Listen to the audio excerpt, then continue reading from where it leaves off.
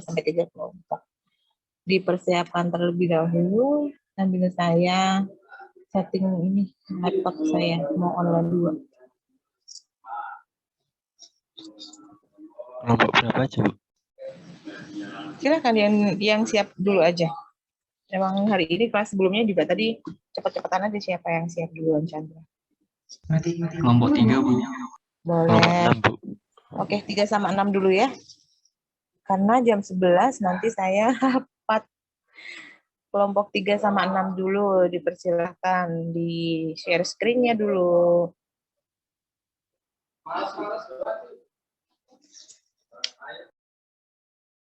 Mungkin kelompok 6 dulu nggak apa-apa, Bu.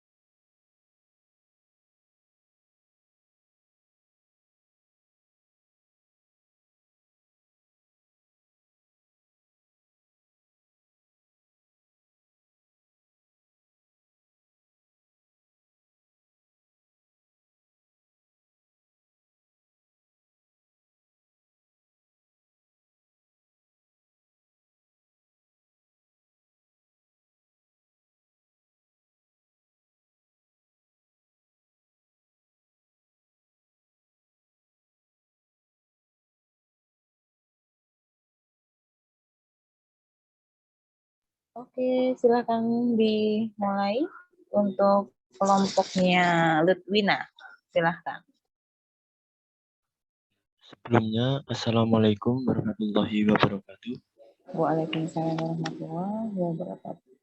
Kami dari kelompok 6 yang beranggotakan Lutwina Mariana Indra Veswati, Chandra Widianto, Aziza Sundari, Yuliana Nurlismawati, dan Dani Sinaga pada kesempatan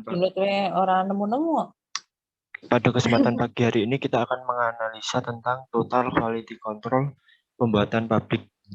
Topik yang akan kita bahas yang pertama adalah penjelasan umum, yang kedua metode penelitian, yang ketiga hasil penelitian, yang keempat pembahasan, dan yang terakhir adalah kesimpulan. Masuk bagian pertama yaitu penjelasan umum. Pokok penting yang akan kami bahas adalah quality control, C100% inspection, dan Fishbone diagram. Latar penjelasan umum. Kualitas adalah totalitas karakteristik bentuk, atribut, proses, dan lingkungan yang digambarkan dalam bentuk barang atau jasa, sehingga mampu memenuhi atau melebihi harapan dan permintaan konsumen. Quality control merupakan salah satu faktor yang menentukan berhasil tidaknya suatu bisnis.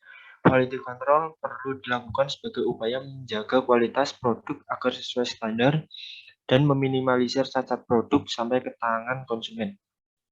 Produk akan dapat diketahui baik buruknya melalui kegiatan pengendalian yang akan mengarah pada peningkatan kualitas. Latar belakang masalah. Bintang Timur sebagai salah satu perusahaan yang memproduksi kain batik di sekitar wilayah pesisir Jember mengalami kerugian dalam produksi batik dengan beberapa kriteria produk cacat yang dialami seperti berikut. Yang pertama, pewarnaan bukan harga. Yang kedua, warna sudah pudar. Yang ketiga, kain menyusut. dan yang terakhir adalah kain berlubang. Berdasarkan latar belakang tersebut, maka penelitian ini bertujuan untuk mengetahui tingginya defek pada proses produksi batik di UD Bintang Timur.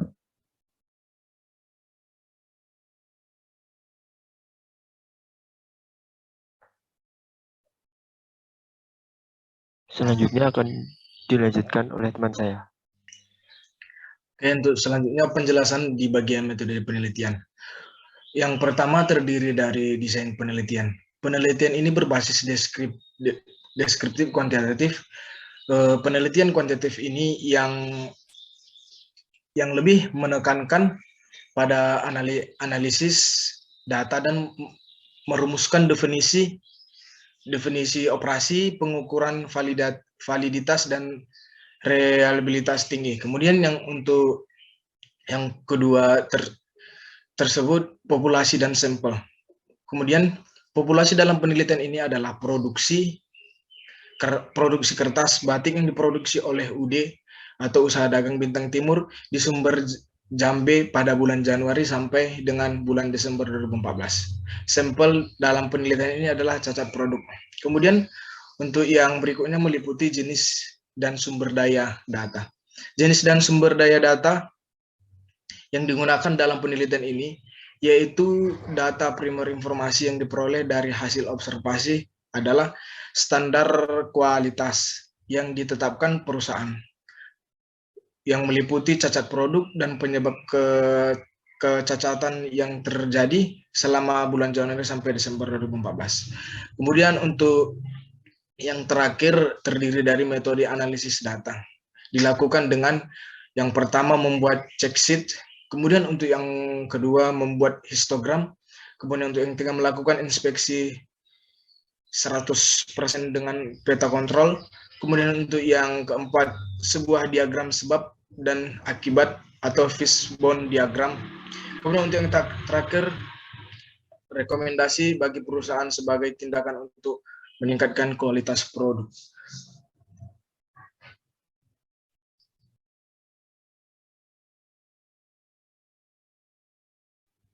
Selanjutnya terkait hasil penelitian, nah di sini kita akan menjelaskan pertama kita membuat worksheet. Nah dari sini kelihatan bahwa jumlah produksi kain batik di sini berjumlah totalnya 2 juta 9. Suaranya agak besar deh.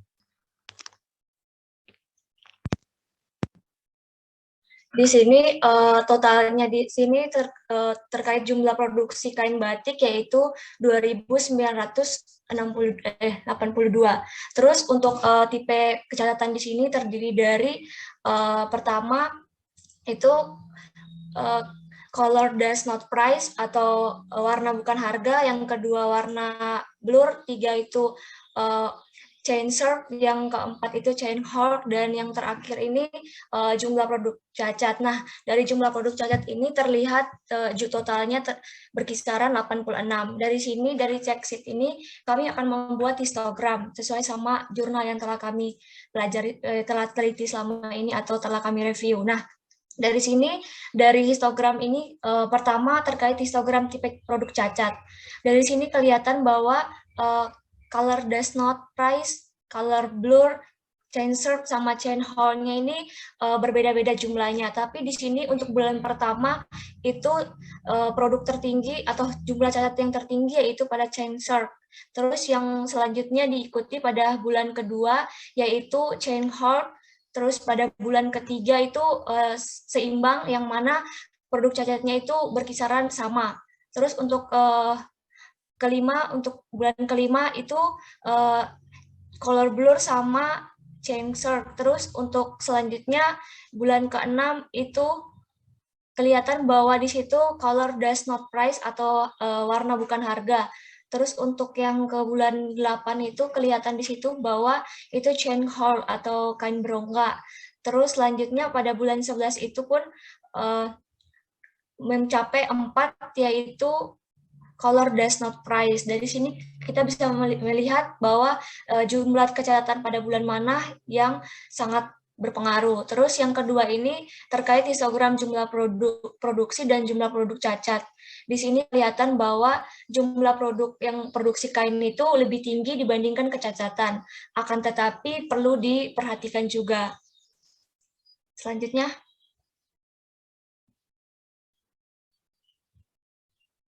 Nah, dari sini setelah itu kita membuat inspeksi atau pengecekan. Nah, dari sini kita menghitung dulu persentase cacat.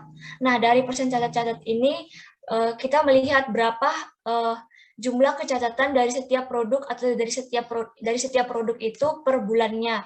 Terus dari situ kita menghitung rata-rata produksi yang mana didapatkan dari jumlah produksi dibagi dengan 12 bulan. Ya, sehingga didapatkan di situ 248,5. Terus di situ kedua kita menghitung cacat harga. Nah, cacat harga itu didapatkan dari jumlah tipe-tipe kecacatan itu sehingga didapatkan 86. Terus kita menghitung juga UCL dan LCL. Nah, di sini pertama untuk menghitung itu kita harus ketahui dulu berapa jumlah N-nya. Di sini jumlah N-nya itu 12. Terus untuk totalnya untuk CL-nya itu didapatkan dari cacat dibagi total produksi, sehingga didapatkan di situ 0,0288 atau dibulatkan menjadi 0,03. Terus untuk UCL-nya itu didapatkan dari, misalnya kita kalau mencari pakai Excel, pakai rumus seperti ini, nah di situ kami dapatkan sebesar 0,077. Terus di situ kita bulatkan menjadi 0,01. Untuk LCL itu rumusnya sama kalau dalam penyelesaian Excel seperti ini. Nah, di situ didapatkan min 0,013 sehingga kita bulatkan menjadi 0. Nah, dari situ kita bisa membuat peta kontrol yang mana memuat terkait persentase cacat, CL, UCL, dan LCL. Dari peta kontrol itu kelihatan bahwa terjadinya pemeriksaan bahwa kerusakan produk itu akan berada di batas kendali yang didirikan perusahaan. Artinya prosesnya sedang, tapi di peta kontrol grafiknya masih berfluktasi dan mulai dari awal lagi. Sehingga jika hal ini dibiarkan terus terjadi, maka akan menimbulkan kerugian juga bagi UD Bintang Timur. Oleh karena itu, kita perlu melakukan analisis diagram sebab akibat untuk mengetahui penyebab terjadinya cacat produk, sehingga kita dapat mengatasi permasalahan tersebut. Selanjutnya. Nah, di sini sebelum kita melakukan diagram fishbone, di sini kami membuat sebuah tabel analisis terkait faktor sebab dan akibat. Yang pertama ini, misalnya warna tidak ada harga, itu disebabkan oleh manusia. Nah, di situ karena pekerja kurang teliti, di mana warna kain kurang merata karena pekerjaan terpleset saat mengerjakan proses pewarnaan. Yang kedua, warna kabur itu karena pekerja kurang bertanggung jawab, di mana pekerja tidak memeriksa kembali dan mengembalik pada saat proses pengeringan. Terus pada saat untuk yang selanjutnya kain menyusut itu karena karyawan di sini kurang hati-hati pada saat mengatur pemanasan di air, seperti pewarnaan dan pada saat pengeringan, di mana tidak adanya pengecekan sehingga panas matahari berlebihan dan menyebabkan kain itu menyusut. Selanjutnya kain berongga ini juga disebabkan manusia itu karena karyawan yang kurang hati-hati pada proses pencantingan sehingga kainnya berlubang. Selanjutnya terkait metode, nah untuk warna tidak ada harga ini diakibatkan oleh kurangnya pelatihan tentang metode yang tepat dalam pewarnaan yang bagus dan bagaimana proses yang baik. Untuk warna kabur ini disebabkan oleh metode atau cara proses pengeringan yang masih salah, sehingga warnanya tidak terang. Nah, untuk kain menyusut ini sendiri, karena pada proses pencelupan dan pengeringan yang masih belum baik atau salah, di mana pengeringan kain batik pada panas matahari secara terus-menerus.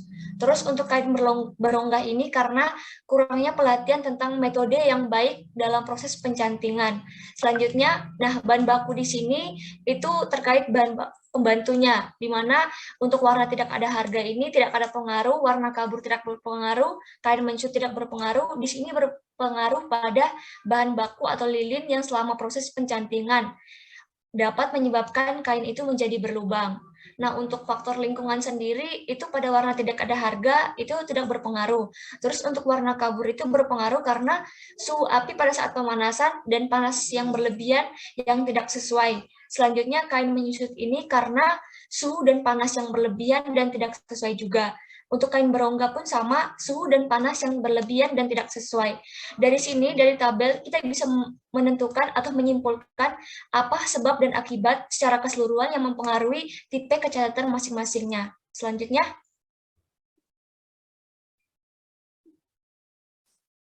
nah, dari sini kita bisa membuat diagram sebab akibat atau diagram fishbone, yang mana di sini sudah menyimpulkan secara keseluruhan bahwa cacat produk ini disebabkan oleh material, manusia, lingkungan, metode. Untuk manusia itu sendiri, disimpulkan bahwa karena kurang hati-hati, kurang bertanggung jawab, kurang waspada, dan kurang teliti. Untuk metode itu sendiri berpengaruh karena panas berlebihan pada saat proses pencantingan, metode proses perendaman yang salah, kurangnya pelatihan, dan metode proses pengeringan yang kurang tepat. Terkait lingkungan sendiri karena suhu dan panas yang berlebihan. Untuk material sendiri karena bahan baku atau bahan pembantu di sini lilin yang terlalu panas yang digunakan dalam proses pencantingan. Selanjutnya dijelaskan oleh teman saya. Berikut ini penjelasan dari bagian metode penelitian. Untuk yang pertama itu ada desain penelitian. Desain penelitian ini berbasis deskriptif kuantitatif. Penelitian kuantitatif ini yang lebih menekankan pada analisis data dan merumuskan definisi operasi, pengukuran validasi, dan reliabilitas tinggi. Untuk yang kedua, yaitu populasi dalam penelitian ini adalah hasil produksi kertas baik yang diproduksi oleh UG, Bintang Timur, Sumber Jambe pada bulan Januari sampai dengan bulan Desember 2014, sampai dalam penelitian ini adalah cacat produk. Yang ketiga adalah jenis dan sumber daya. Jenis dan sumber daya yang digunakan dalam penelitian ini yaitu data primer, informasi yang diperoleh dari hasil observasi adalah standar kualitas yang ditetapkan perusahaan, cacat produk, dan penyebab kecacatan yang terjadi selama bulan Januari sampai Desember 2014.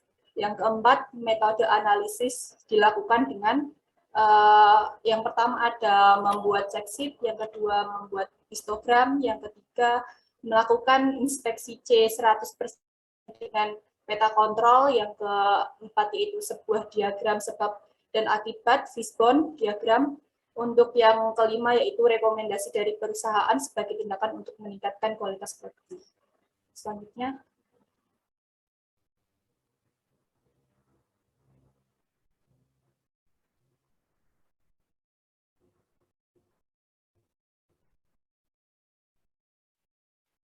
nanti jelaskan teman saya.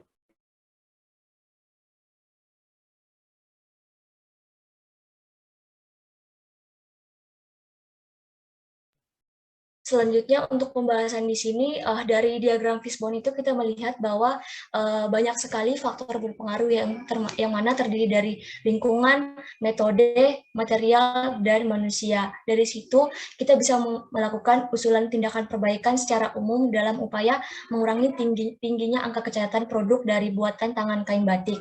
Nah, langkah-langkah di sini atau usulan perbaikan di sini yang pertama terkait tindakan untuk meningkatkan kekaburan warna. Nah, di sini karyawan harus diberikan pelatihan khusus tentang pewarnaan batik sehingga para pekerja dapat lebih teliti dalam mewarna pada pola masing-masing kain batik sehingga secara terus-menerus dapat mengurangi kecacatan tersebut. Yang kedua terkait tindakan peningkatan untuk warna harga. Nah, di sini menuntut setiap karyawan untuk bertanggung jawab atas setiap kinerja bagian. Sebaliknya, selalu dilakukan pengecekan, pembuatan kain batik tulis, dan penjemuran kembali, tambahan fasilitas ekstra atau tambahan untuk menjemur dan kain batik tulis, dan agar dalam proses pengeringan ini tidak menodai karena terlalu lama dan hanya ditiup tanpa henti, bukan saja dijemur di bawah terik matahari secara terus-menerus. Selanjutnya, untuk ketiga, yaitu usulan terhadap aksi peningkatan untuk penyusutan kain. Nah, di sini pekerja harus berhati-hati dalam mengatur panas dan air seperti pada saat melakukan proses perendaman, khususnya pada batik tulis, selalu diperiksakan penjemurannya dan membuat atap dalam penjemuran yang tidak mengalami penyusutan karena terlalu lama berada di bawah terik matahari secara langsung. Yang ketiga itu aksi peningkatan untuk kain berongga. Nah, di sini ditekankan bahwa para karyawan diberikan kesempatan untuk mengambil bagian dalam pelatihan tentang api besar atau kecilnya pada saat pemanasan global lilin atau malam hari yang digunakan pada saat proses membatik, agar para pekerja di sini lebih berhati-hati mengetahui dan pada saat pencairan bahan baku bantuan itu dalam proses membatik yang dapat menyebabkan kain itu bolong. Nah, dari rekomendasi ini bisa menjadi salah satu faktor penghambat sehingga tidak terjadinya kecacatan dalam jumlah yang tinggi. Selanjutnya.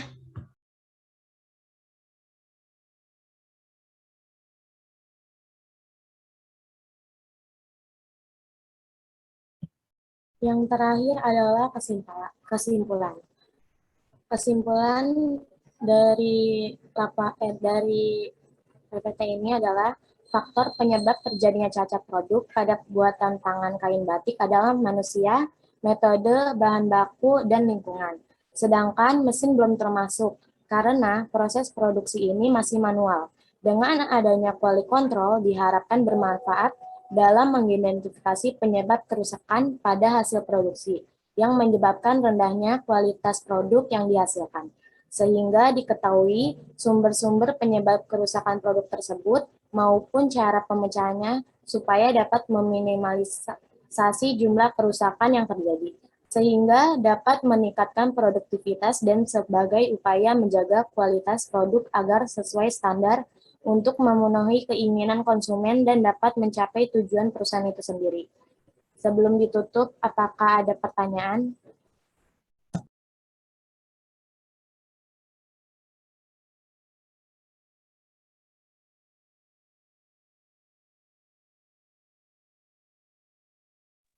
Mungkin ada pertanyaan dari kelompok lain atau ada sanggahan dari materi yang telah kita sampaikan.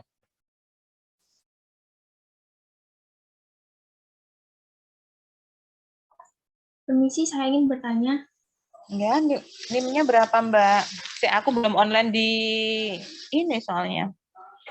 Laptopnya masih di 520061128. 028. Oke. Tadi kan sudah dijelaskan berbagai macam cacat apa saja kan. Di sini saya ingin bertanya, biasanya kan dianalisis dari diagram Pareto, jenis cacat apa yang paling berpengaruh terhadap kegagalan dari produksi batik tersebut? Terima kasih. Baik, terima kasih. Yang lainnya ditampung dulu ya, berarti.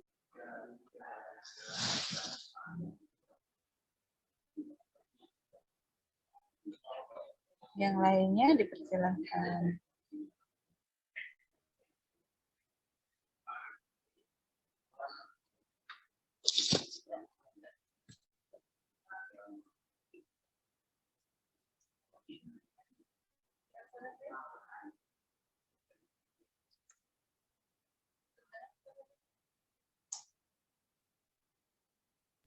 Ada pertanyaan lain? Oke, dijawab dulu aja mungkin ya.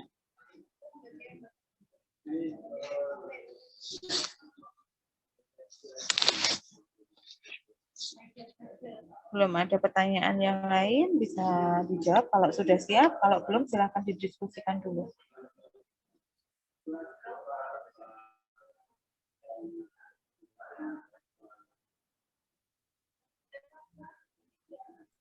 Baik, saya coba menjawab. Sebelumnya, saya minta maaf kalau di sini kelompok kita dari jurnal itu kita cuma menjelaskan terkait dengan cara melakukan diagram peta kontrol dan diagram fishbone. Nah, untuk menjawab pertanyaan dari teman Novi, kita mengambil dari secara keseluruhan dari penjelasan kita ini. Nah, di sini kalau kita bertanya terkait produk catat apa yang lebih besar atau lebih berpengaruh di sini. Nah, di sini dapat kita lihat bahwa pengaruhnya di sini memang sedikit, akan tetapi perlu adanya perbaikan-perbaikan sehingga perusahaan tersebut bisa memperoleh keuntungan. Nah, untuk terkait tipe catat yang lebih berpengaruh di sini, yaitu di sini adalah warna tidak ada harga, karena dari situ kita bisa melihat misalnya dari pertama pembuatan check sheet itu. Nah, dari pembuatan check sheet itu kita menentukan berapa totalnya. Nah, di situ kita mengetahui bahwa totalnya di situ terbesar karena dari tipe catat produk itu yang terbesar di sini adalah warna tidak ada harga, yaitu berkisaran 28. Nah, dari situ kita bisa mengetahui bahwa ternyata dari tipe-tipe catat ini yang lebih berpengaruh adalah warna tidak ada harga.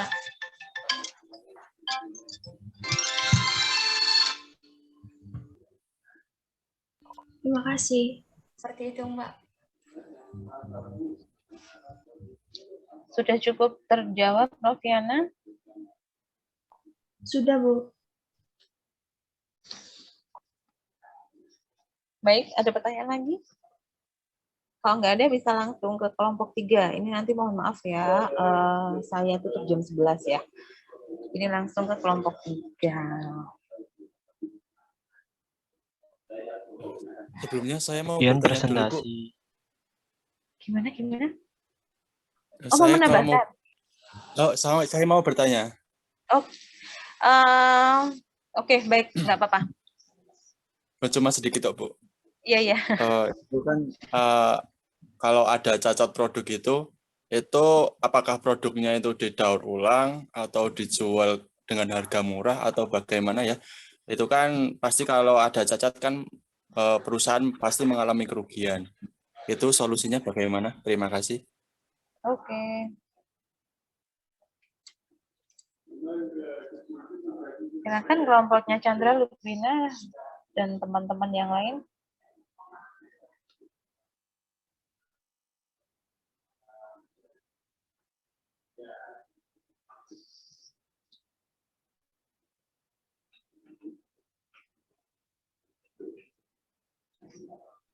Saya akan mencoba menjawab dari pertanyaan dari Mas Wahyu. Mungkin jika kerusakan yang ditimbulkan atau catatan dari produk yang kami hasilkan itu masih bisa untuk dilakukan produksi kembali, kita akan melakukan daur ulang untuk menyempurnakan atau memperbaiki kerusakan itu. Tetapi jika kerusakan itu sudah tidak bisa kita produksi kembali, misal kain menyusut, kemudian kain berlubang, itu mungkin kita lakukan proses penggantian bahan baku yang baru. Seperti itu. Berarti ada rework ya, ada rework itu pengerjaan ulang ya saat ada produk cacat. Ada Bu, misal pewarnaan yang pudar itu kan nanti kita bisa lunturkan warna yang awal, lalu kita lakukan pewarnaan kembali dengan warna yang baru. Baik, cukup ya. Sudah cukup? Oke. Iya, Bu, sudah cukup. Baik. Sekarang masuk ke kelompok 3 ya. Kelompok 3, dipersilahkan. Sekian presentasi dari kelompok 6. Bila ada kesalahan kami mohon maaf yang sebesar-besarnya. Terima kasih dan wassalamualaikum warahmatullahi wabarakatuh. Waalaikumsalam. Waalaikumsalam.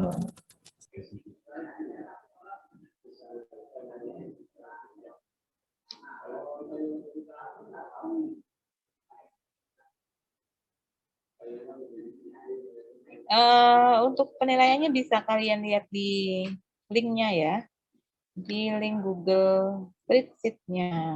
Di situ udah saya tambahkan. Tapi nilainya yang Wahyu terakhir belum. Saya bentar. Ya Allah. Mohon maaf Bu, apa udah terlihat? Udah. Dipersilakan.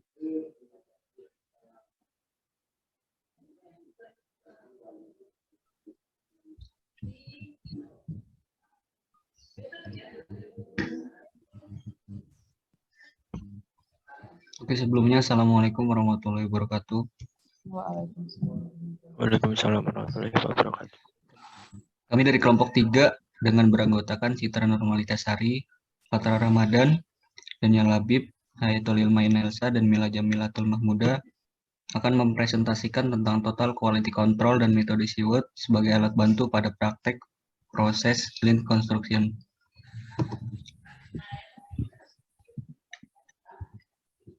Di sini ada penjelasan tentang total quality control. Total quality control atau TQC adalah sistem manajemen yang dinamis yang mengikutsertakan seluruh anggota organisasi dengan penerapan konsep dan teknik pengendalian kualitas untuk tercapainya kepuasan pelanggan dan yang mengerjakannya.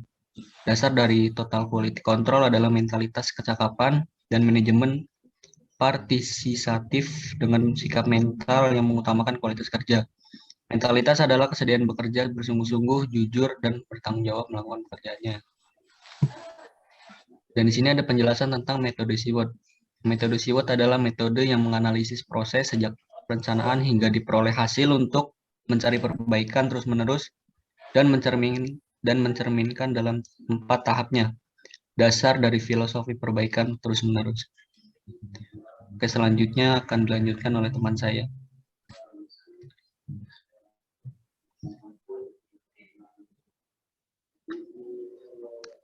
Elemen pokok TGC 1. Fokus pada pelanggan atau customer focused. 2. Keterlibatan karyawan secara keseluruhan atau total employee involvement. 3. Pemusatan perhatian proses centered. 4. Sistem yang terintegrasi atau integrated system. 5. Pendekatan strategi dan sistematik atau strategi and systematic approach. 6. Peningkatan yang berkesinambungan atau sentinel improvement. 7. Keputusan berdasarkan fakta atau fact-based decision making. 8. Komunikasi atau communication. Lanjutnya.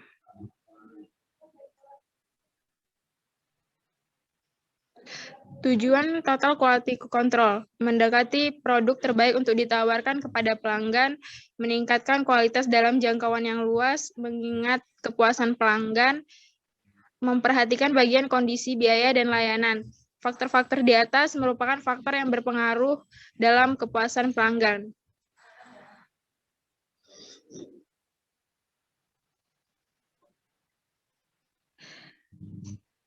Selanjutnya,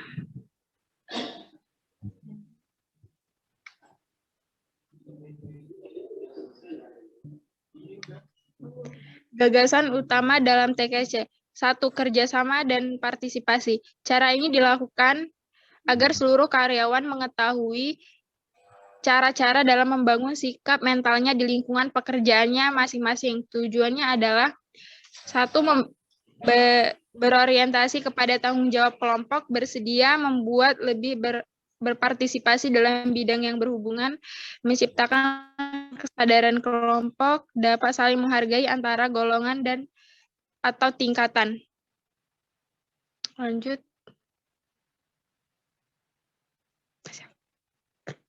2. Berorientasi kepada yang dimaksud dengan mutu dan kualitas adalah disesuaikan dengan permintaan.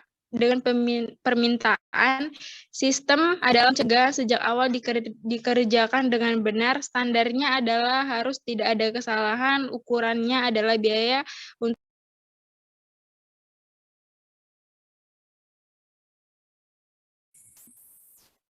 selanjutnya.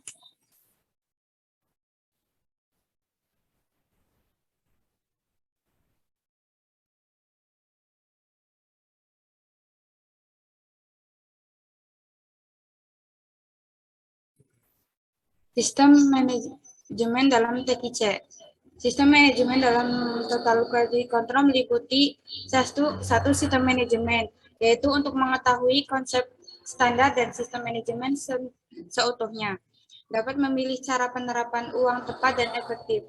Sistem manajemen memilih 3 tingkat aktivitas sesuai dengan struktur piramidal organisasi dan setiap jenjang memiliki tugas membantu penerapan TQC sesuai dengan fungsinya masing-masing.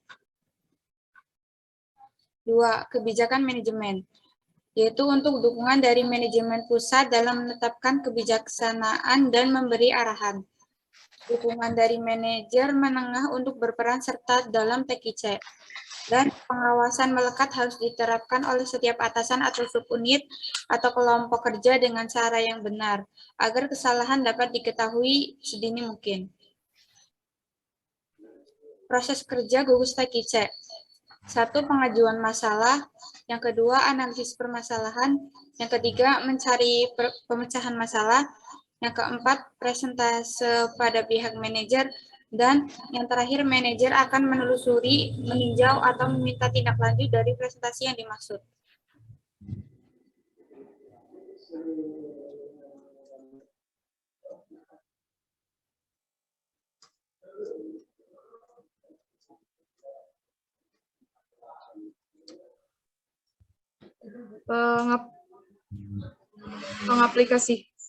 Pengaplikasian program TKIC. Dalam penerapan Total Quality Control melibatkan seluruh orang di dalam perusahaan, baik karyawan sampai dengan pimpinan perusahaan menjadi objek dari konsep TKIC ini. TKIC dilakukan dengan memberikan pelatihan dan pendidikan kepada karyawan, pimpinan, perusahaan, tenaga spesialis, maupun pekerja lainnya, sehingga mutu kerja meningkat dan semua karyawan akan berprestasi, dan begitu akan berkembang dengan cepat.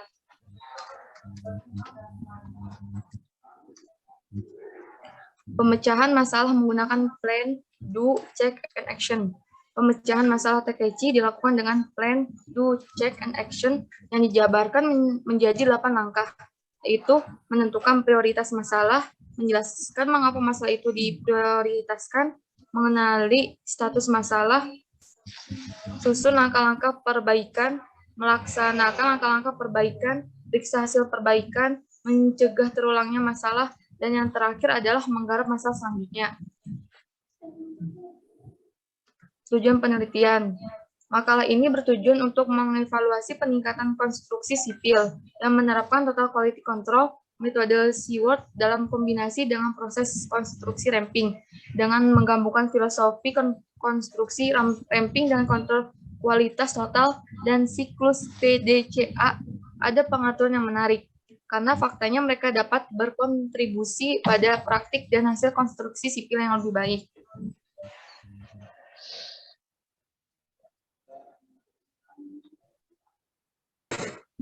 Metodologi yang digunakan, penelitian kepustakaan. Kami menggunakan penelitian kepustakaan yang dibuat dari survei referensi teoritis yang telah dianalisis dan dipublikasikan dalam media fisik atau elektronik. Analisis data. Analisis data ini bertujuan untuk mendukung penelitian yang menyangkut penelitian biografi kualitatif berdasarkan informasi yang tidak dapat dikuantifikasi, kemudian menerapkan interpretasi.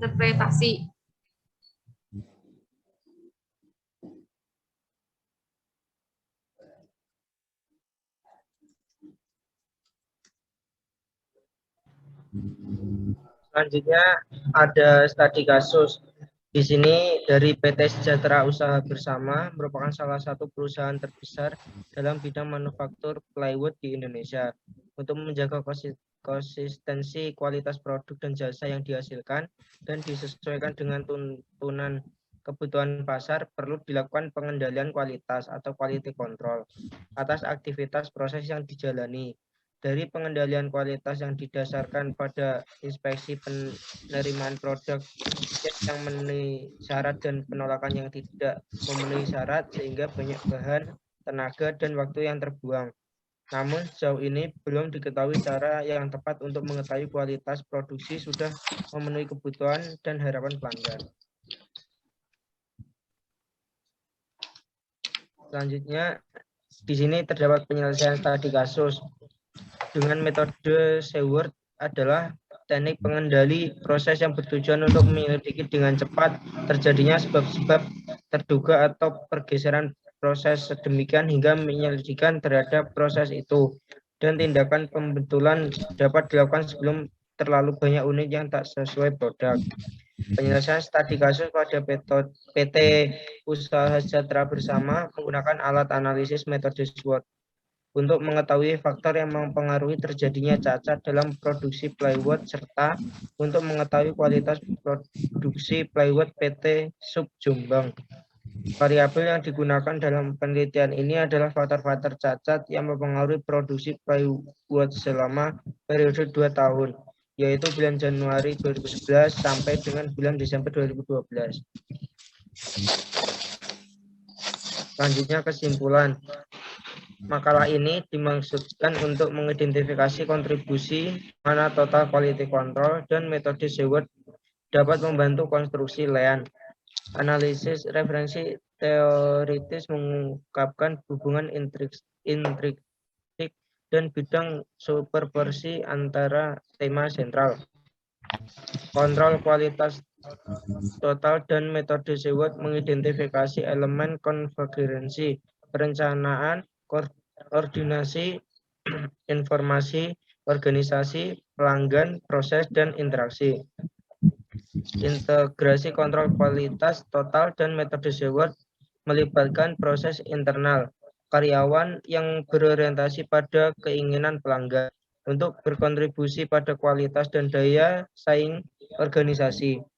Ini juga berkaitan dengan umur panjang perusahaan, kesehatan keuangan, dan tuntutan layanan pelanggan. Dalam hal proses yang berorientasi pada konstruksi ramping, ini berkontribusi pada eksekusi proses yang lebih baik, pengurangan pemborosan waktu, gerakan pemrosesan berlebihan, produksi yang berlebihan, persediaan mengangkut, perubahan yang tidak perlu, cacat dan pengerjaan ulang, menunggu dan akibatnya biaya.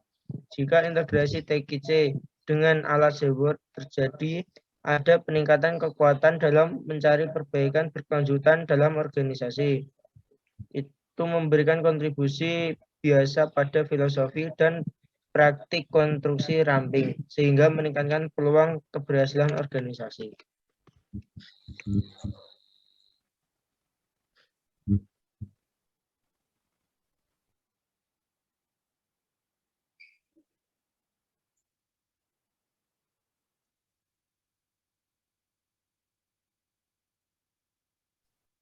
Terima kasih.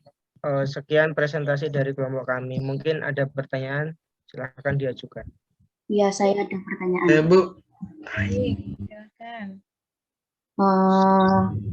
Dari yang slide awal-awal yang tujuan dari total quality control itu kan tadi ada 4 ya, ada 4 tujuan dari quality control untuk kepuasan pelanggan. Saya mau tanya kegiatan apa saja yang dilakukan sehingga tujuan dari quality control untuk kepuasan pelanggan yang sudah Anda tulis itu tercapai.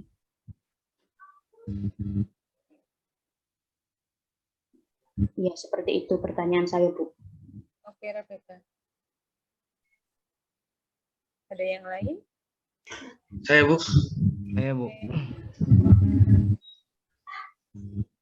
Rebecca sama Dandi. Siapa tadi yang mau bertanya? Mohon maaf, yang Rebecca tadi boleh diulang pertanyaannya? Ya, baik. Mungkin slide-nya bisa ditunjukkan biar lebih paham. Oh ya, sudah.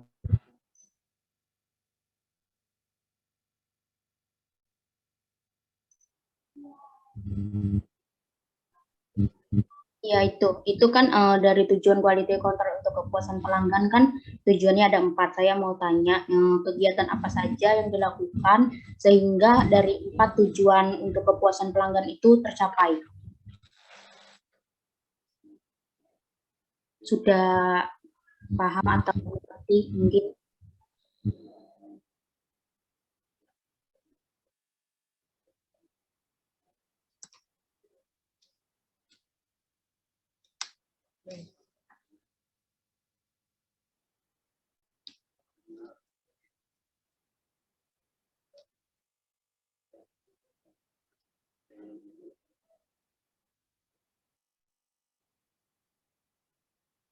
Ada lagi yang mau bertanya mungkin sambil menunggu kelompok. Saya, Bu. Saya, Bu. Baik, silahkan. Saya, Bu. Oke, Dandi. Nah, tadi kan di situ tujuan dari jurnal kalian, tujuannya untuk mengevaluasi peningkatan konstruksi sipil menerapkan TKC dengan metode SWOT.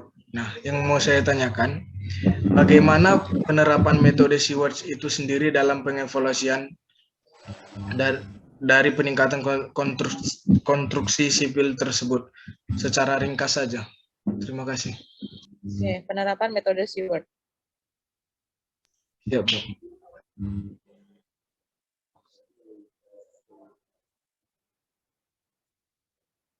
Yang satunya tadi siapa lagi satunya? Saya, Bu. Silahkan. Faisal. Pertanyaannya begini, kan di akhir slide pada kesimpulan ada teks seperti ini, makalah ini dimaksudkan untuk mengidentifikasi kontribusi mana total quality control atau TQM dan metode SWOT dapat membantu konstruksi Lean.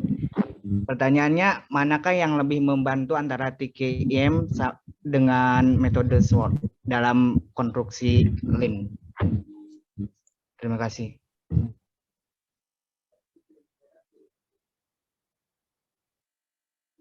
Manakah yang lebih membantu antara metode TQM dan SWOT? Iya, Bu.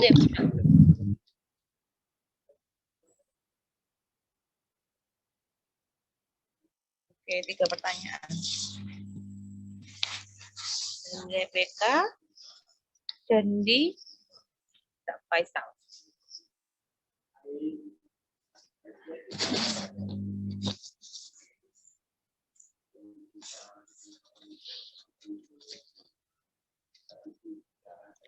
Baik, pertanyaannya kami tampung dulu dan ini kami baru diskusikan.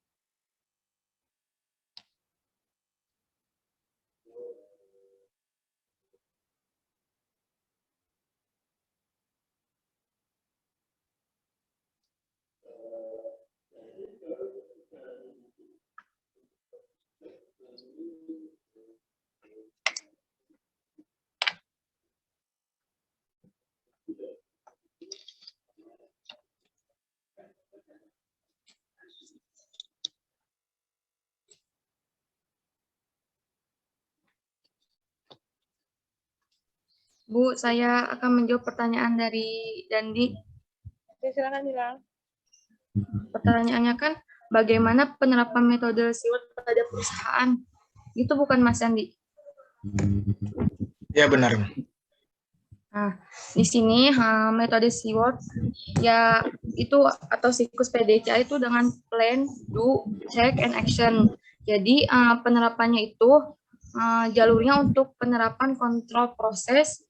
Jadi dari setiap bagian dan siklus plan, do, check, and action ini mengklaim tindakan dan metrik tertentu dengan menggabungkan filosofi konstruksi ramping dengan kontrol kualitas total dan siklus plan, do, check, and action. Begitu, Mas. Ya, terima kasih. Ya, sudah jelas ya, Mas? Berarti. Siap.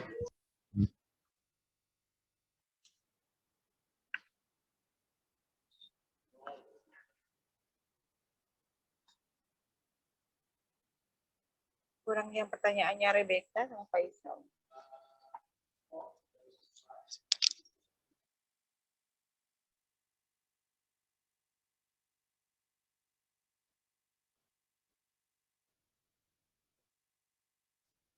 Sambil dicek lagi ya, kalau nilai poinnya belum masuk, mohon dilaporkan.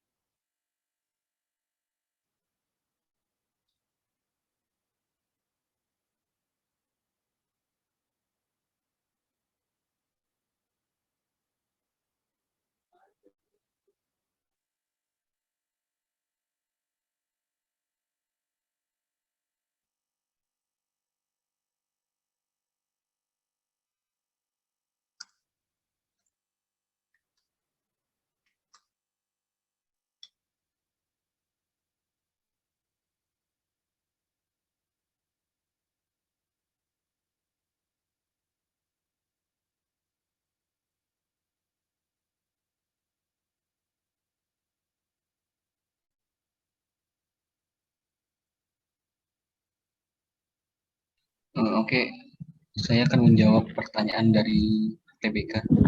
Tadi kan pertanyaannya tentang apa saja faktor yang membuat kepuasan pelanggan dari tujuan total quality control tadi, dan kalau nggak salah tuh tadi tentang ini ya, penerapannya bagaimana. Itu bukan Dep? Iya, maksudnya kegiatan apa aja yang dilakukan. Ya, kegiatan dari TEC itu ya. Oke, yang pertama kita akan memberikan produk terbaik untuk ditawarkan kepada pelanggan. Dan yang kedua itu kita akan terus meningkatkan kualitas dalam jangkauan yang luas. Dalam artian kita akan mengevaluasi setiap proses yang terjadi di dalam sistem. Dan yang ketiga adalah kita akan mengingat kepuasan pelanggan itu bagaimana saja, agar kita dapat lebih mengevaluasi lagi bagaimana produk yang terbaik akan dihasilkan. Dan yang keempat adalah memperhatikan bagian dari kondisi biaya dan layanan. Mungkin seperti itu. Ada yang kurang, Dep? Ya, mungkin sudah cukup. Terima kasih. Berarti ini metodenya memang sangat fokus ke ini ya, hubungan antara karyawan SDM yang ada di dalam internal sama kepuasan pelanggan ya. Ini lebih fokus lagi. Sistemnya di bagian situ antara karyawan dan kepuasan pelanggan. Kalau tahapannya tadi udah dijelaskan belum ya? Sorry. Mungkin aku gimana, Bu? Tahapannya untuk metode SEWORD-nya udah dijelaskan tadi. Metode SEWORD-nya, Bu? Tahapannya tadi.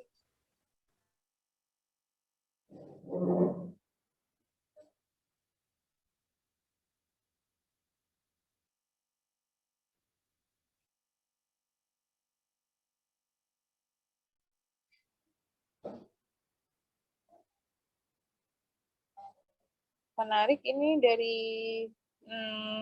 presentasi kemarin baru ini metode ini yang diangkat. Metode ini baru kelompok kalian yang mengangkat atau membahas, mereview. Kalau udah ada tahapannya dijelaskan di slide presentasinya, udah dikirim aja nanti slide presentasinya. Mungkin kalau untuk tahapan-tahapan detailnya kita nggak menjelaskan ya Bu, cuma di sini kita hanya menjelaskan tahapan besarnya aja, kayak tahapan dalam perencanaan hingga diperoleh hasil untuk mencari perbaikan terus-menerus dan mencerminkan di sini kita fokus dalam proses teknisnya aja sih Bu. Kalau metode SEWORD-nya hanya dalam garis besarnya doang. Di sini kalau aku baca metode SPC ditemukan oleh Walter Andrew Stewart ya. Apakah itu sama atau tidak? Aku belum baca baca-lagi karena di sini juga yang dilakukan PDJK. Dan kita baca-baca lagi aja. Yang pertanyaan terakhir, Faisal punya Faisal, silakan. Iya. Tungguin Pak berangkatnya. Satu lagi nih.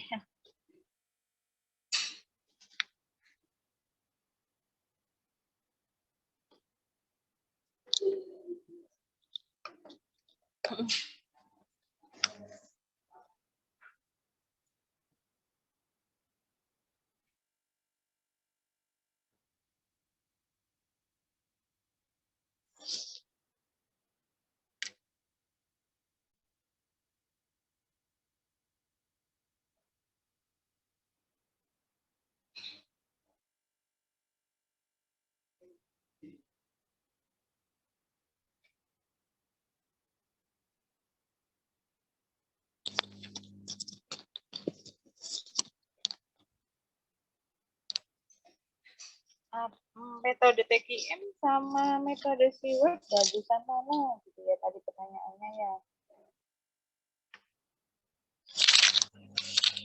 Nggak apa-apa Pak, ditinggal aja nggak apa-apa Pak. Nggak apa-apa, dia udah berangkat soalnya.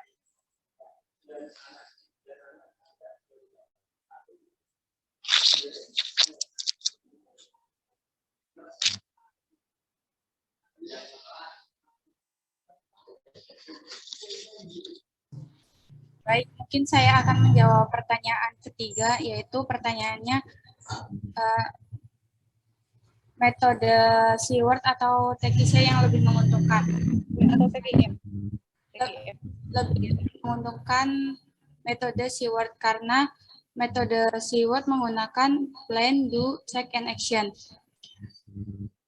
Dan plan, do, check, and action yang dijabarkan menjadi 8 langkah, yaitu menentukan prioritas masalah, menjelaskan mengapa masalah itu diprioritaskan, mengenali status masalah, susunan langkah-langkah perbaikan, melaksanakan langkah-langkah perbaikan, periksa hasil perbaikan, mencegah terulangnya masalah, dan yang terakhir adalah menggarap masalah selanjutnya. Jadi 1, 2 ya. Oke, baik. Perlu aku ini lagi ya, bahwa metode SeaWorld aku pun belum membaca, tapi perlu aku luruskan lagi bahwa metode SeaWorld itu ada di dalam TKM. Jadi kalau bagus yang mana mungkin kurang tepat pertanyaannya, bukan bagus yang mana. Jadi kalau kita ngomongin TKM itu secara luasnya, di mana di dalamnya itu ada improvement, ada planning, kemudian ada kontrol. Kita ngomongin TKC, nah si SeaWorld itu ada di bagian kontrol. Jadi banyak metode yang bisa digunakan di masing-masing aktivitas tersebut. Kalau tadi kamu bilang PDCA, TKM itu adalah Total Quality Management. Aktivitas yang dilakukan adalah improvement berkelanjutan dengan cara plan, do, check, action. Nah, dalam TKM itu ada kontrol, di kontrol itu ada salah satu metode yang bisa digunakan, yaitu metode SeaWorld, di mana itu ngomongin TKC, kita lebih fokus ke organisasinya. Nah, metode ini tepat digunakan di dalam kasus ini, di mana kasus ini menekankan di bagian organisasi, hubungan antara organisasi dengan kepuasan pelanggan. Seperti itu mungkin yang perlu diluruskan lagi. Semoga bisa dipahami ya. Berarti tadi itu yang proses SeaWorld itu bukan bagian dari TKC ya, Bu? Bagian dari TKC. Jadi kalau aku ulangi lagi ya, di TKM, kita ngomongin secara generalnya, secara luasnya, itu TQM, Total Quality Management. Di dalam Total Quality Management, itu ada improvement, ada planning, ya kan, saat kita ingin melakukan improvement, tentunya harus ada perencanaan yang baik. Saat proses realisasi, tentunya harus ada proses kontrol yang baik. Nah, SeaWorld ini ada di bagian proses kontrolnya, gitu. Jadi, kalau ngomongin, ini adalah bagian dari TQM. SeaWorld itu metode yang digunakan untuk saat kita ingin mengelola perusahaan yang kita ngomongin TQM, ya SeaWorld itu ada di dalam TQM. Karena metode SeaWorld ini digunakan untuk mengontrol manajemen yang ada di perusahaan tersebut. Kemarin aku bilang bahwa TQC itu kita lebih fokus ke organisasinya, di mana saat kita bisa mengelola SDM yang ada di dalam perusahaan tersebut, maka seluruh bagian, seluruh elemen akan beroperasi, bekerja dengan baik pula, sehingga menghasilkan keluaran produk baik barang maupun jasa yang baik juga. Seperti itu. Apakah bisa dipahami teman-teman semua yang ada di sini? Iya, baik. Bisa, Bu. Baik, untuk perkuliahan hari ini saya cukupkan sekian.